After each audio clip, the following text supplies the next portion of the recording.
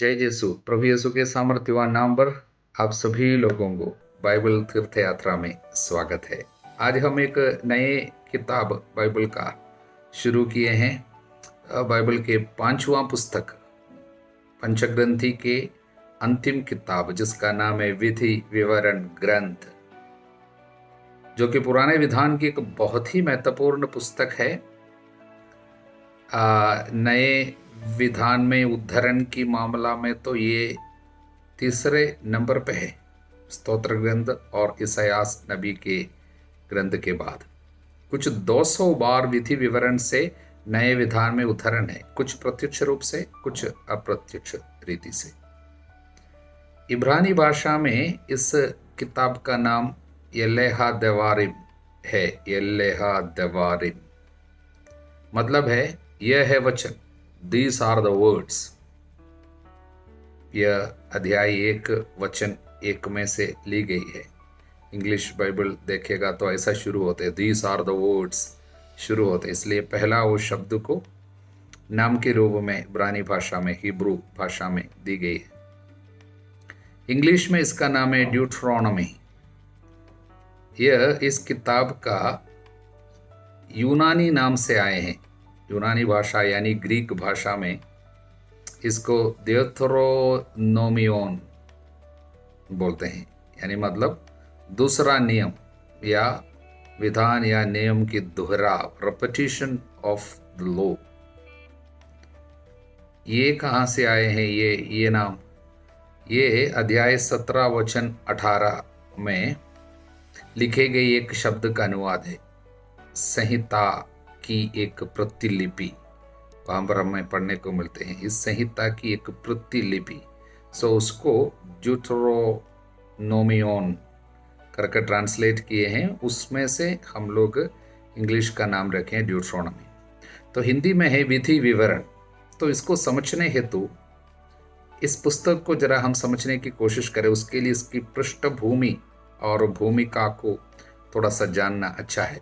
देखिए, प्रतिज्ञात देश में प्रवेश करने से जब इजरायली लोगों ने इनकार किए थे, कब? देखिए, हम गणना ग्रंथ पढ़ते वक्त हम देखे थे, प्रतिज्ञात देश के सीमा तक प्रभु ने अपने लोगों को लेके आए थे। उसके बाद वहां से 12 लोगों को टोग लगाने के लिए भेजे गए। उन लोग जो वापस आकर थोड़ा सा बुरा समाचार सुनाया, वहां पर बहुत खतरनाक लोग बैठे हैं, जाने से हम लोगों को खा लेगा, इस तरह का समाचार दिया। तब इजरायली लोगों ने वहां पर जाने से इनकार किया, बताते हुए कि वहां पर भीमकाय लोग रहते हैं, हम मारे जाएंगे, हमको मारने के लिए प्रभु यहाँ पर क्यों लेके आया, हम नहीं जाएगा, हम वापस जाएंगे, इस तरह की बातें कह रहे थे। तो जिसकी गणना हम लोग अध्याय 13 और 14 पे गणना ग्रंथ में देखे हैं। उसके बाद उन लोगों को 38 साल उजाड़ घंट में ही रहना पड़े। प्रभु ने ऐसा अनुमति दिया। अब उस पार जाने से तुमने इनकार किया तो तुम्हारे मुंह से जो शब्द निकला उसी तरह तुम्हारे साथ व्यवहार किया करेंगे, इस तरह की बातें प्रभु ने सुनाया था। इसलिए जब तक वो पीढ़ी के सभी पुरुषों की मृत्यु न हुई तब तक वे हम पर घूमते रहे, और अंत में अब वे मोआब के मैदान में आकर पड़ाव डाले, जो कि प्रतिज्ञात देश की सीमा पे है, दूसरी सीमा पे पहुंच गए। अभी यरदन नदी पार करके तुरंत प्रतिज्ञात देश को अपने कब्जे में कर सकते हैं। वे अब प्रभु से अंतिम अनुदेश या आज्ञा की इंतजार में, the last order to move, उसकी तैयारी में, उसके लिए इंतजार में है। तो देखिए, उनकी पूर्वजों से प्रभु ने जो प्रतिज्ञा की है उस देश अभी आंखों के सामने जैसा है, और ये उनके लिए एक बहुत ही अहम और बहुत ही महत्वपूर्ण और उत्तेजित करने वाला समय था। सभी लोग बड़ी आकांक्षा से भरे हुए हैं, पास में आ गए हैं। ये घटनाएं हम लोग गणना ग्रंथ के अंत में देखे कि वे मोआब के मैदान में पहुंच गए। ये अंतिम पड़ाव है, प्रतिज्ञा देश में पहुंचने के पहले का अंतिम पड़ाव डाले हुए हैं।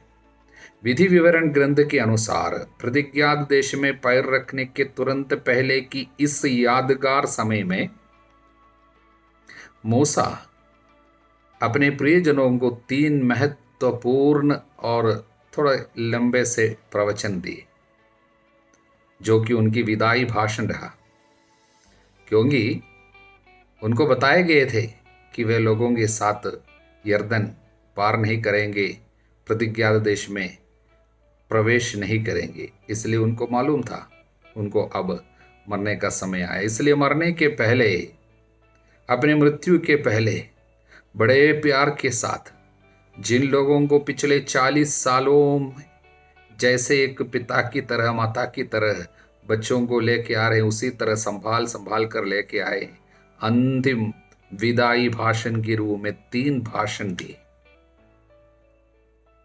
इस किताब में उन 3 भाषणों को, प्रवचनों को हम सुन रहे हैं।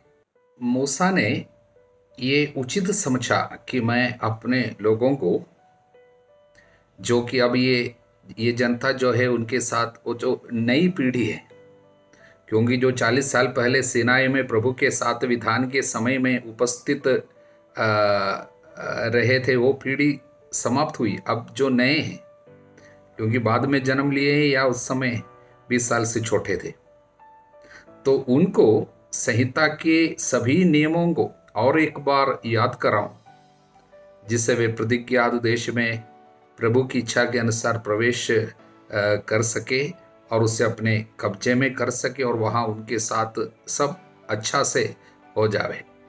मूसा ने यही सोचा।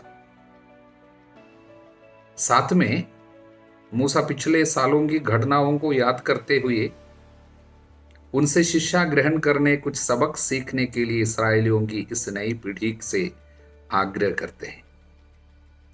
इसलिए इस विधि विवरण ग्रंथ में निर्गमन ग्रंथ या लेवी ग्रंथ और गणना ग्रंथों में प्रभु ने मूसा को जितनी बातें समझाते हुए हमने सुने हैं, देखे हैं, उन्हीं नियमों का एक और बार विवरण, ज्यादातर उनका दोहराव, रेपिटेशन या पुनरावृत्ति हम यहाँ पर देखते हैं।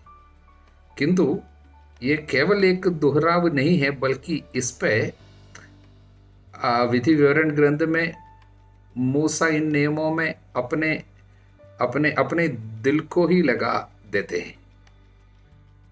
क्योंकि जब मैं कहता हूं मूसा अपने दिल को लगाते हैं, क्योंकि मूसा रूपी ये भले चरवा है, जो कि सच्चा गडरिया प्रभु ईसा मसीह का एक छाया था, एक प्रतीक था, अपने लोगों के हृदय में प्रभु के नियमों की छाप छोड़ देना चाहते हैं, क्योंकि वो कितना चाहता है कि लोग प्रभु की आज्ञा को माने, प्रभु की आज्ञा को वे लोग न ठुकराए। ये मूसा दिल से चाहता था। तो इस कार्य में मूसा के दिल की छाप भी सुनने वाले या पढ़ने वालों के दिल में रह जाती है। हालेलुया। इसलिए इसी कारण है इसको विधि विवरण ग्रंथ कहलाते हैं। लेवी ग्रंथ की तरह विधि विवरण में भी अनेक कानूनी विवरण हम देखते हैं।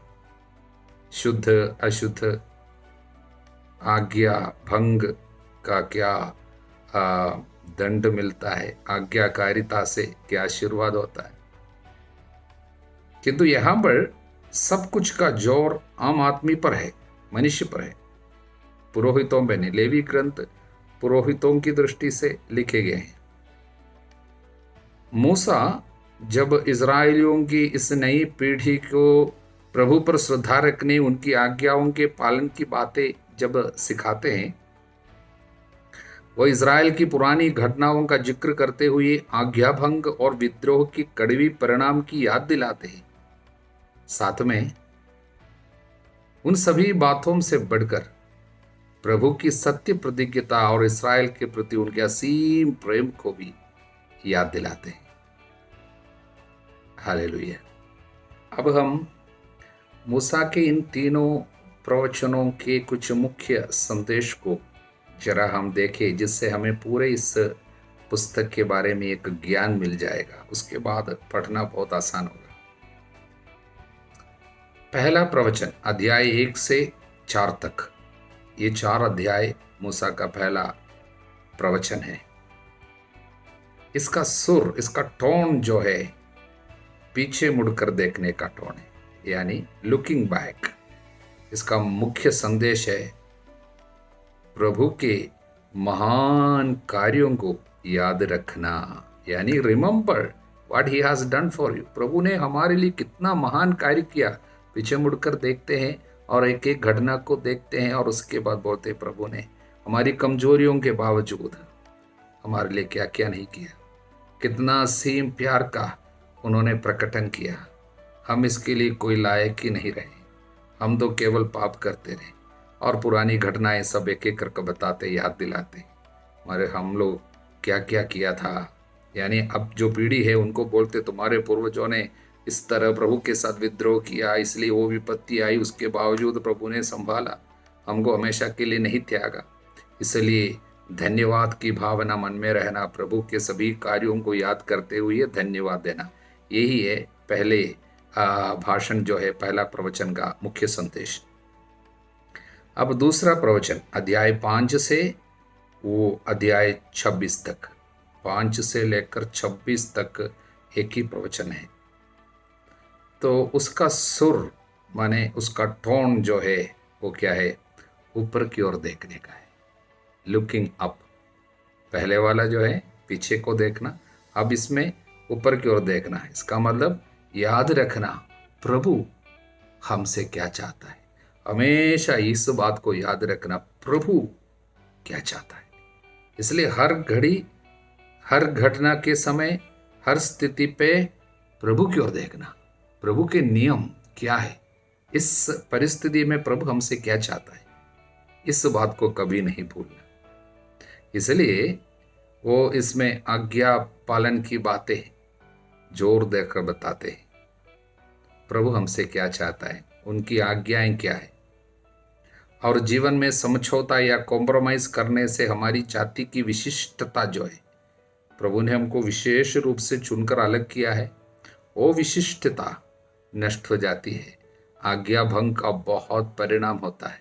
ये सब समझाते हैं और वो लोगों को समझाते हैं हमारे प्रभु ने हमको जो चुना वो हमारे पुण्य के कारण या हम एक बहुत बड़ी सेना है, हमारी शक्ति के कारण सब नहीं है। हम तो वहाँ पर गुलामी में थे। प्रभु अपने कारण, अपनी दया के कारण, अपनी भलाई के कारण, हमारे प्रति प्रेम के कारण केवल हमको चुना। इस बात को याद रखना। इसलिए आज्ञा का पालन करना। इसलिए जैसे पहले आज्ञाओं की बातें बताए थे वहाँ पर दंड वो सब सामने आते थे, लेकिन यहाँ पर जब वो आज्ञा की बातें बोलते हैं उसमें प्रेम की बात, प्यार की बातें अधिक सामने रखते हैं। प्रभु को प्यार करना और इसलिए कहना मानना, ये बातें दूसरे प्रवचन में झलकते हैं। तीसरा प्रवचन अध्याय 27 से लेकर 31 तक, 27 से 27 से 31 तक उनका तीसरा प्रवचन है। इसका सुर जो है, इसका टोन जो है आगे की ओर देखना, लुकिंग अहेड। याद रखना पहला भाषण में पीछे की ओर देखना, दूसरे भाषण में मुख्य सुर जो है ऊपर की ओर देखना। इसमें क्या है, आगे की ओर देखना, लुकिंग अहेड। संदेश क्या है, प्रभु आपके लिए और महान कार्य करने वाले हैं। याद रखना प्रभु आपके लिए क्या क्या करेगा, इसके विषय में बताते हैं। तो बोलता है जमीन प्रभु का है, प्रभु ने हमको दिया है, इसको हासिल करना, कब्जा करना। प्रभु पवित्र है और उसकी आज्ञा का पालन करना और पवित्र बने रहना। इसलिए वो बताते हैं प्रभु महान कार्य हमारे लिए करने के लिए तैयार होकर बैठे हैं, लेकिन प्रभु के कार्यों को दावा करने और स्वीकार करने के लिए आज्ञा पालन बहुत ही आवश्यक है। वायदाओं की पूर्ति आज्ञा पालन पे निर्भर है। इसलिए मूसा इस प्रवचन में पीढ़ी दर पीढ़ी आज्ञाकारी रहने की, जिससे विधान के अनुसार इस्राएलियों पर प्रभु की कृपा बनी रहेगी। इसलिए आज्ञाकारिता के महत्व को इसमें फिर से जोर देकर समझाया है। और एक विशेष बात इसके अंदर वो समझाता वो यह है, वो 30वां अध्याय पे है, वचन 1 से। उस पे वो बताते हैं, भले ही आप लोग फिर से पाप करते हुए आशीषों से वंचित हो जाए, या ईश्वर के महान कार्यों को आपके जीवन में होने से आप रोके आपके पाप के द्वारा, इस तरह आप विपत्ति में फंस गए, तो निराश नहीं होना, तुरंत पछतावा करना और मुड़कर वापस आना, जिससे जो कुछ आपको नष्ट हो गया सब प्रभु लौटा देगा। प्रभु आप पर दया करेगा, फिर से आपको पुनः स्थापित करेगा। जो कुछ नष्ट हो गया वो सब लौटा देगा। पश्चाताप करना, पुनः प्रभु के पास लौट आना, ये सुंदर कार्य भी इस भाषण के दौरान वो समझाते हैं। हालेलुया। तो विधि विवरण ग्रंथ के मुख्य भाग जो है मूसा के ये 3 प्रवचन हैं। उसके बाद फिर क्या रह जाती है, ये 3 प्रवचनों के बाद एक अध्याय 32वां अध्याय जो है मूसा का एक भजन है।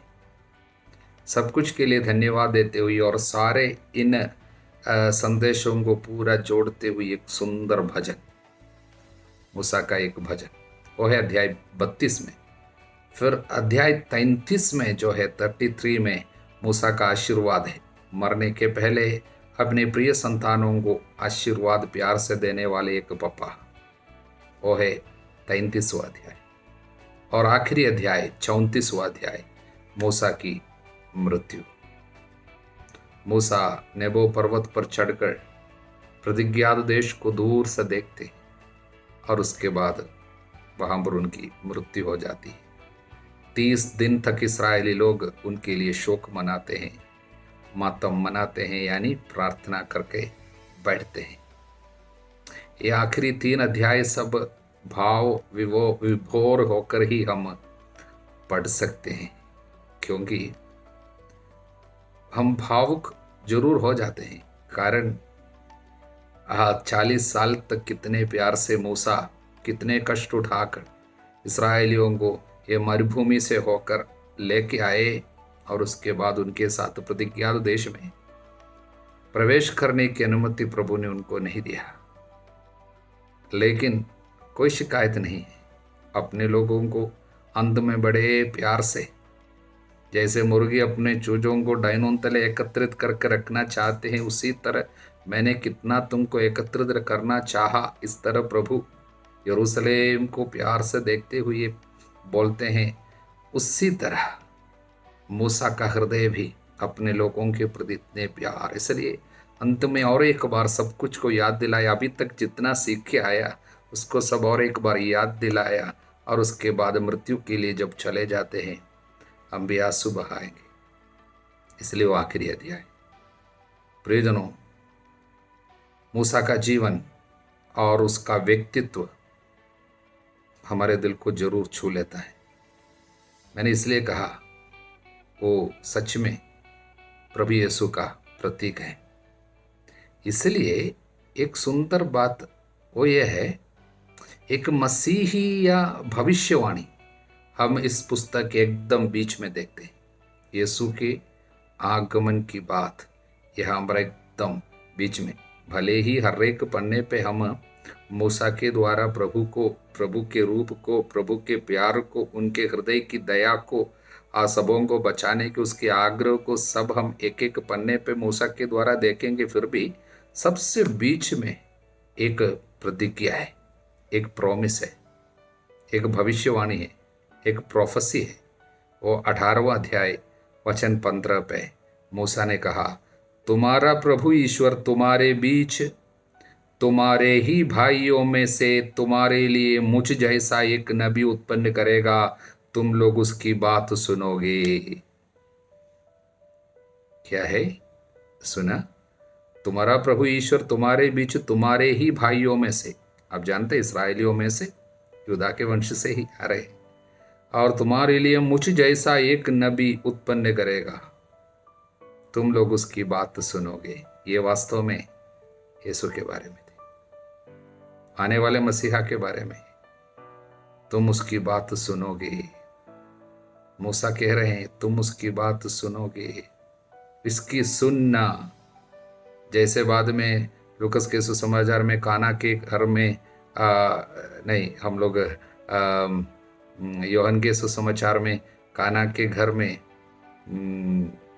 मरियम ने कहा इसकी सुनना, वो जो कुछ तुमसे कहे उसकी सुनना। और यीशु जब रूपांतरित हुआ ताबोर के पहाड़ पर, पिता ने कहा, उस समय भी मूसा वहां पर थे। भले ही मूसा प्रतिज्ञा देश में अब प्रवेश नहीं किया,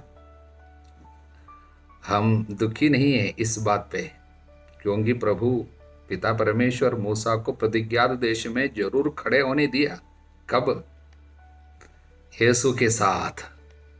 कहां पे? ताबोर पर्वत पर। वो तो कनान देश में ही है, प्रतिज्ञा देश है, प्रोमिस्ड लैंड पे।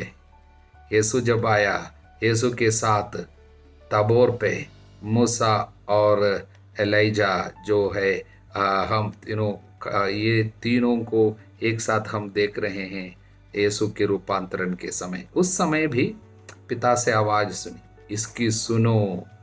हालेलुया। तब सबसे बीच में विधि विवरण ग्रंथ में कौन है? प्रभु यीशु ही खड़ा है। तो विधि विवरण ग्रंथ वास्तव में क्या है? ये प्रभु ईश्वर के महान प्रेम का पुनः बयान है, पुनः विवरण है। इसमें प्रभु और उसके दिल को प्रकट करता है मूसा के द्वारा। हालेलुया। और ये पुस्तक से, ये विधि विवरण ग्रंथ रूपी सुंदर बाइबल के इस किताब से कुछ ऐसे कुछ विषय उभर आते हैं जो कि पूरे पुराने विधान के लिए बहुत ही अहम है, बहुत ही मौलिक है। और ये तो कहा जा सकता है कि पूरे ओल्ड टेस्टामेंट के लिए आधारभूत माने जाने वाले कुछ 5 विषय इसमें से निकल के आते हैं। पहली बात, चुनाव, मतलब चॉइस एंड सिलेक्शन। ईश्वर और मनुष्यों की इस रिश्ते के ये जो इतिहास है, इसमें चुनाव सबसे अविभाज्य या अभिन्न अंग माने जाते हैं। मतलब याद रखना, तुम चुने गए हो। प्रभु ने हजारों में से, लाखों में से आपको चुना, इस देश को चुना, आप चुने गए हैं। जीवन के हर एक क्षेत्र को छूने वाली एक सत्य है कि आप चुने गए हैं।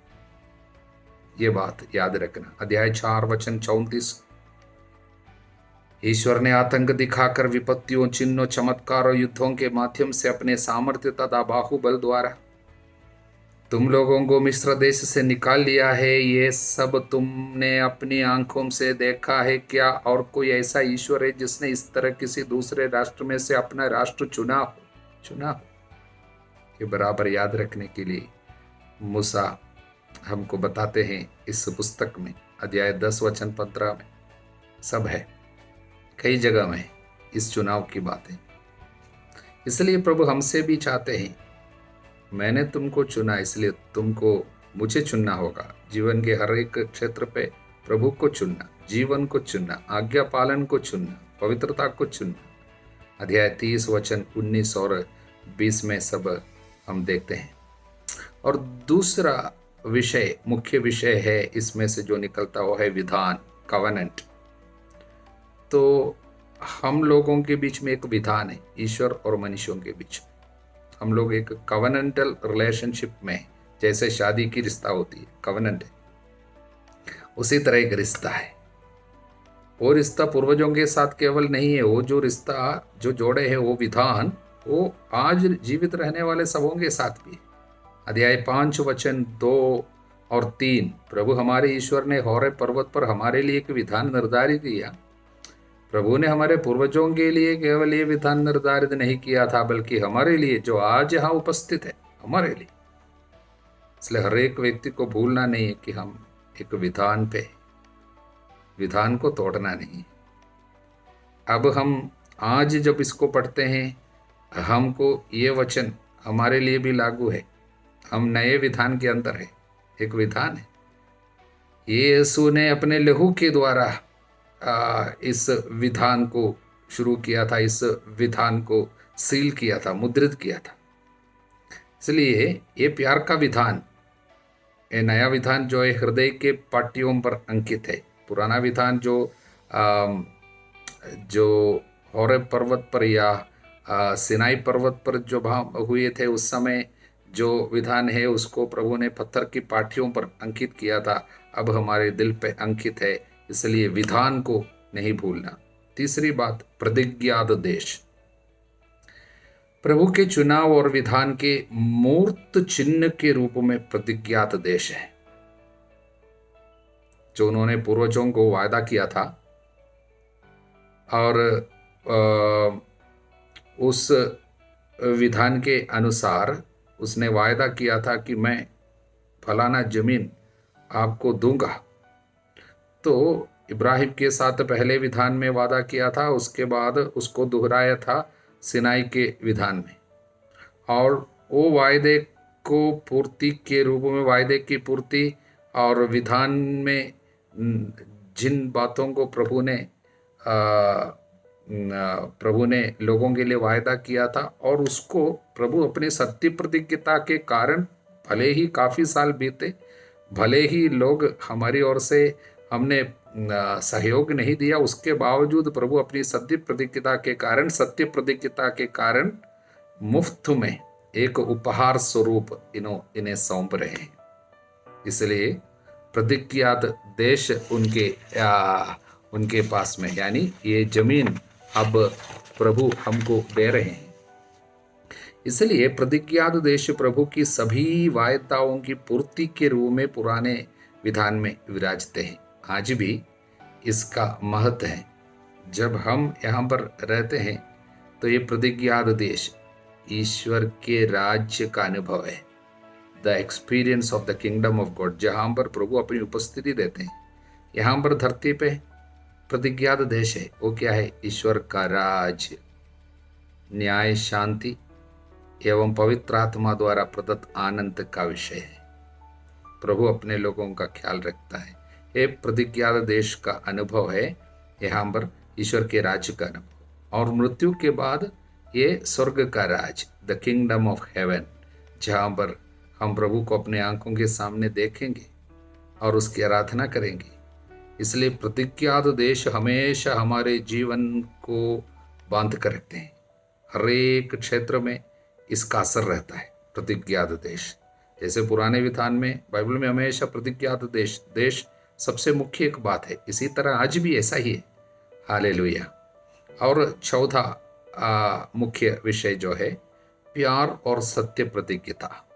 ईश्वर का प्यार और उसका सत्य प्रतिज्ञता। विधान के कानूनी शर्तों की जो यांत्रिकी प्रक्रिया में हमें कभी नहीं भूलना चाहिए कि ये सब कुछ के पीछे, इन तमाम नियमों के पीछे छिपे हुए क्या है? वो ईश्वर का प्यार है। मनुष्य को विपत्ति से बचाने के लिए कुछ बांध कर रखने वाले बेड़ा की तरह है ये नियम अपने आप में कुछ कटु दिखाई देता है, कभी बहुत खतरनाक लगता है, लेकिन उसके पीछे प्रभु का क्रोध नहीं, बल्कि उसका प्यार है। अपने लोगों को किसी भी तरीके से बचाने को चाहता है। इसलिए 25 बार विधि विवरण ग्रंथ में इस बात का उल्लेख है कि प्यार ही ईश्वर के इजरायलियों के बीच के विधान का आधार और सबूत है। प्यार के कर, उदाहरण के लिए अध्याय 7 वचन 7 और 8 हम पढ़ रहे। प्रभु ने तुम्हें इसलिए नहीं अपनाया और चुना है कि तुम्हारी संख्या दूसरे राष्ट्रों से अधिक थी, तुम्हारी संख्या तो सब राष्ट्रों से कम थी।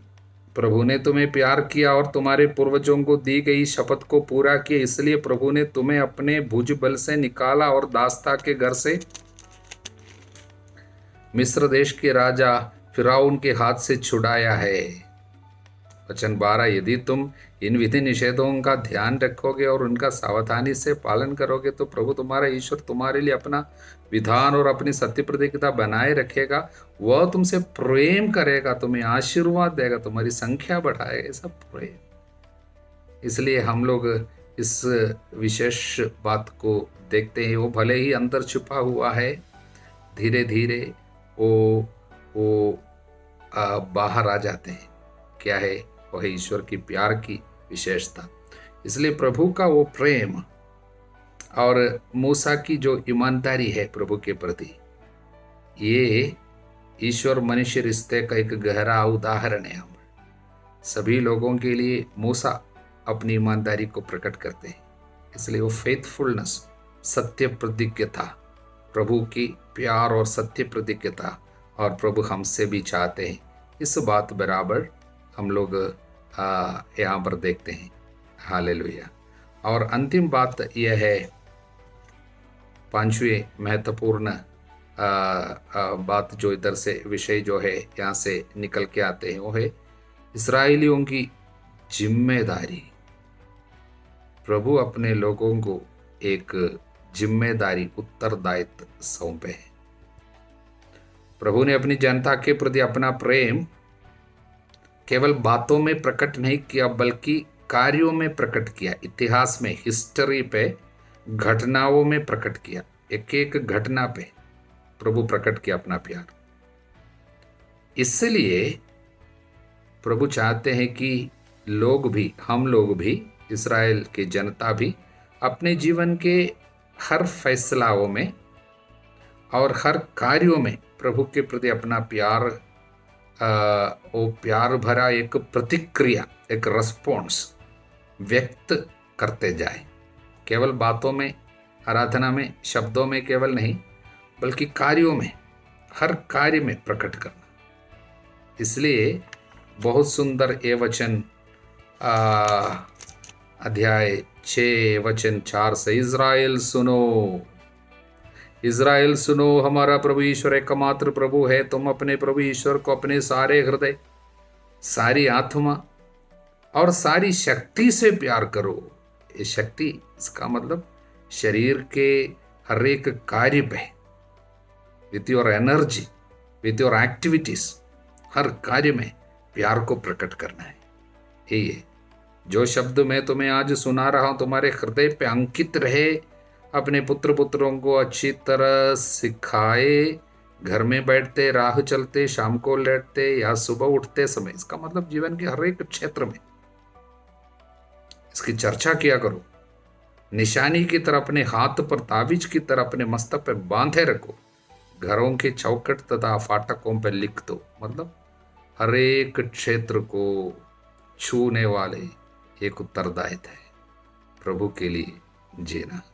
हालेलुया। इसलिए प्रियजनों, विधि विवरण ग्रंथ केवल कानूनों की एक सूची या विधि निषेधों का एक संग्रह नहीं है, बल्कि जीवन के संपूर्ण क्षेत्रों, यानी जीवन के हर पहलुओं को ग्रसित करने वाले प्यार भरी ईश्वरीय इच्छाओं का रहस्योद्घाटन है।